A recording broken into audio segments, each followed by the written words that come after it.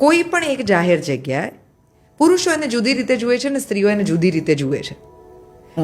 એ કેવી રીતે એને જુદી રીતે જુએ છે એના વિશે જરાક વાત કરીએ આપણે. કે પુરુષ માટે એ 5-6 વાગે સાંજના કોઈ એક જગ્યાએ ઊભા રહેવું, રાતના 9-10 વાગે એક જગ્યાએ ઊભા રહેવું, રાતના 3-4 વાગે એક જગ્યાએ ઊભા રહેવું અને પાછું સવારના સેમ એ જગ્યાએ ઊભા રહેવું, આ કદાચ એક સરખો અનુભવ છે. જે સ્ત્રીઓ માટે દરેક સમયે આ જગ્યાએ ઊભા રહેવું એ અલગ અલગ પ્રકારના અનુભવો છે અને એમને એ જ જગ્યાએ બીજા લોકોથી પણ અલગ અલગ અનુભવો થશે. ધારો કે બસની અંદર મારે એકલા ટ્રાવેલ કરવાનું છે, મારે એકલા રેસ્ટોરન્ટમાં બેસીને જમવાનું છે કે જ્યાં બીજું કોઈ છે નહીં, બારની અંદર કે પબની અંદર કોઈ છોકરી એકલી છે, એ બહાર પબ્લિકલી નીકળે છે તો એ કયા કપડાં પહેરીને નીકળે છે, કલ્ચરલી કેવી. 10 years ago the Bombay yes yes.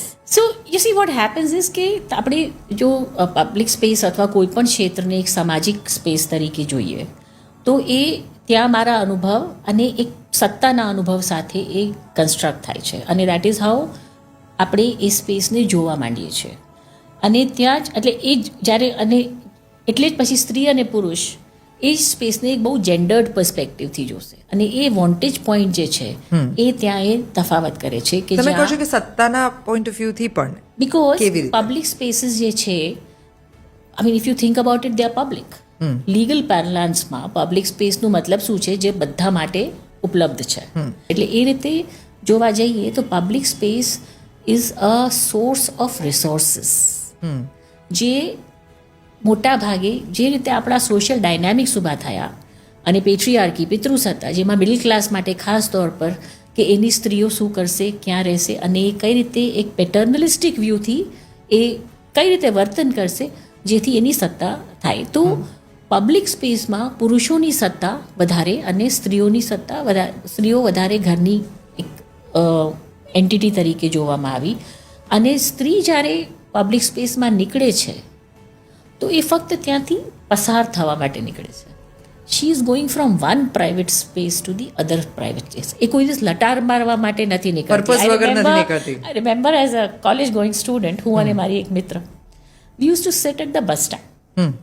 We didn't have to catch any bus, but I had to show a purpose for which I am sitting. એટલે people will think કે અમે બસની રાહ જોઈ રહ્યા છીએ, but અમે બસની રાહ નહોતા જોઈ રહ્યા.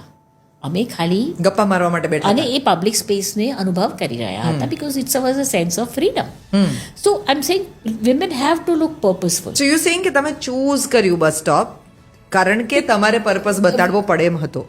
Of course. So you have to basically say કે હું અહીંયા લટાર નથી મારવા નીકળી, મારે અહીંયાથી અહીંયા જવું છે. એટલે ફોર પુરુષ public space is a goal. Even બેરોજગાર પુરુષ એ ઘરમાં નહીં બેસે બિકોઝ ઘર એની જગ્યા નથી, એ બહાર જઈને બેસશે. બિકોઝ અને લોકો કહેશે આખો દિવસ શું ઘરમાં બેસી રહે છે, જઈને બહાર બેસ. Women have to be at home even if they have to work or if they have work they have to have that purpose. So જે મહિલાને કામ કરવું પડે છે એ ત્યાં બજારમાં બેઠી છે અને એ પ્રોડક્શન કરી રહી છે જેમ અન્ય પુરુષો કરી રહ્યા છે, but she is lower because of her gender. She's lesser than those men. So this is how public spaces get produced.